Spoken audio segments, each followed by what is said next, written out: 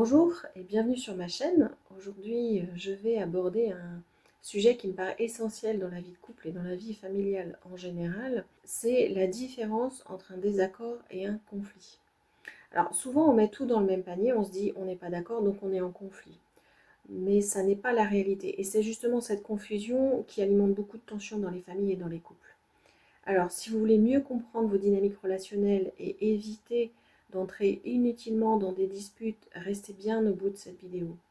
Alors, voyons un peu déjà ce que c'est qu'un désaccord. Un désaccord, c'est tout simplement quand deux personnes ne voient pas les choses de la même façon. Et c'est parfaitement normal puisque deux personnes sont forcément différentes. On ne peut pas être des copies conformes l'un de l'autre. Dans un couple, cela suppose qu'il va forcément y avoir des goûts différents, des envies différentes, des visions qui ne se superposent pas, et notamment dans l'éducation des enfants. Ça ne veut pas dire qu'il y a un problème dans la relation. Je vous donne un exemple concret. Par exemple, vous décidez d'aller au restaurant. L'un de vous a envie de manger italien, l'autre préfère une crêperie. Ça, c'est un désaccord. Il n'y a rien de dramatique et à ce stade, on peut discuter, négocier, trouver un compromis ou même parfois s'amuser à alterner. Et le conflit, alors, c'est quoi? Alors, le conflit, lui, c'est quand le désaccord, on va dire, dégénère. Quand ce n'est plus la différence d'opinion qui entre en jeu, mais la relation elle-même. C'est-à-dire qu'il y a une confusion entre l'objet, le sujet, et la personne qui la porte. Ce conflit, il apparaît souvent quand on ne se sent pas entendu, quand on se sent jugé, quand les émotions prennent le dessus ou quand on commence à attaquer la personne plutôt que le sujet. Si je reprends l'exemple concret de tout à l'heure, le conflit, cela deviendrait « moi j'ai plutôt envie de manger italien ce soir » et l'autre de répondre « de toute façon tu veux toujours imposer ton choix, tu ne penses jamais à moi ».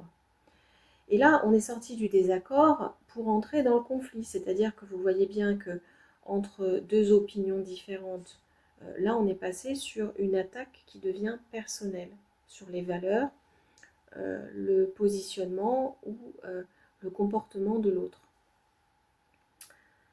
Le sujet de départ, c'est aller au restaurant, ça n'est plus le vrai problème.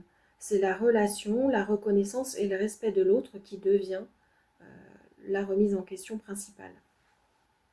On peut prendre un autre exemple dans la sphère familiale notamment par rapport à l'éducation. Les parents, par exemple, ne sont pas d'accord sur l'heure de coucher de l'enfant.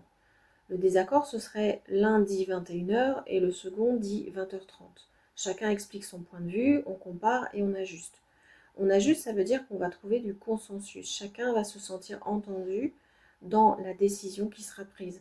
Peut-être qu'on va décider de coucher les enfants à 20h45, c'est-à-dire couper la poire en deux. Peut-être qu'on va décider que les jours de semaine, quand il y a école le lendemain, ce sera 20h30 et que les autres jours, ce sera peut-être plutôt 21h, etc. Le conflit, c'est quand la discussion tourne au reproche. Tu n'assumes jamais ton rôle, tu laisses tout faire, ou alors tu es trop rigide, tu veux toujours tout contrôler, etc. Vous voyez, on n'est plus dans la gestion de l'heure du coucher, on est dans une attaque qui devient personnelle, et c'est ça qui fait mal dans la relation. Alors pourquoi c'est important de faire la différence entre le désaccord et le conflit? La grande erreur que beaucoup de couples de familles font, c'est de croire que tout désaccord est une menace pour la relation. Alors on évite les discussions, ou bien on se braque tout de suite. Ce qui signifie être soit dans un comportement d'évitement, soit dans un comportement d'attaque. Là, on est bien en train de parler de notre cerveau reptilien qui agit, et je vous invite à aller consulter la vidéo qui fait la différence entre nos deux cerveaux. Mais en réalité, un désaccord, ça n'a rien de négatif en soi, c'est même une richesse, ça peut ouvrir le dialogue, donner de nouvelles idées, permettre de mieux comprendre l'autre. Le problème, ça n'est pas le désaccord, c'est la manière dont on le gère. Et quand on ne sait pas faire la différence, on a tendance à réagir avec trop d'intensité, comme si chaque divergence devenait une remise en cause de l'amour et du lien. Alors, quelques tips pour rester dans le désaccord et sans aller jusqu'au conflit. Le premier tips, le premier point, c'est de nommer le sujet précis. Rester centré sur le sujet, c'est-à-dire soit le restaurant, soit l'heure du coucher. Sans glisser dans le reproche. Exemple sur un choix de destination de vacances par exemple, ce pourrait être rester dans « moi je préfère la montagne » plutôt que de tomber dans « tu veux toujours avoir le dernier mot ». Deuxième tips, c'est écouter avant de répondre. Et ça, c'est vraiment un écueil dans les dialogues au sein des familles. Je dis souvent aux personnes que je reçois en consultation, écoutez ce que l'autre vous dit pour comprendre, mais n'écoutez pas pour répondre. D'accord? Donc soyez présent à ce que l'autre dit pour bien comprendre son positionnement, comprendre sa logique, plutôt que de chercher à contrecarrer argument contre argument et finalement d'avoir raison immédiatement. Enfin, troisième tips, évitez de confondre le besoin et la stratégie. Derrière une position, il y a souvent un besoin. Et un besoin, ça ouvre les opportunités, les alternatives, alors qu'une stratégie, ça va avoir tendance à fermer et donc à restreindre le dialogue. Exemple, si je dis « je veux aller à la mer », ça peut cacher un besoin de repos, un besoin de profiter du soleil et donc de chaleur, ou un besoin de simplicité, quel qu'en soit. Et puis dire « je veux aller à la montagne » peut traduire un besoin de nature, de marche ou de calme. C'est-à-dire que quand on parle des besoins, il est plus facile de trouver une solution. Si je dis à mon partenaire « j'ai besoin de calme, j'ai besoin de nature et de marche », peut-être que la montagne ne sera pas la seule stratégie qu'on va pouvoir élaborer et que dans la stratégie qu'on va pouvoir élaborer, on va pouvoir prendre en compte aussi le besoin de l'autre qui avait envie d'aller à la mer, qui lui avait besoin de repos, de chaleur et de simplicité. C'est-à-dire comment on va concilier les besoins des deux partenaires pour trouver une solution qui convienne à tout le monde. Donc ça, c'est vraiment essentiel et je dirais que ça, c'est le cœur de la communication non violente.